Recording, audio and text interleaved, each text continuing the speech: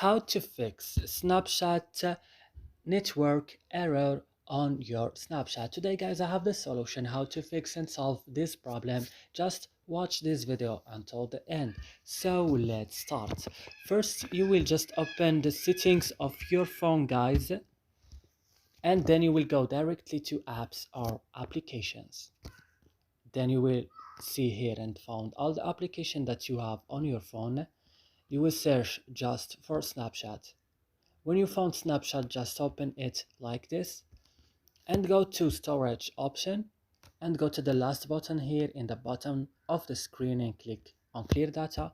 Click OK and go back and go to first tab and click OK and go back to your home page and go to Play Store and update Snap again, and that's it. Your problem will fix. So I hope this video is helpful for you. Do not forget to like and subscribe in our channel. See you in another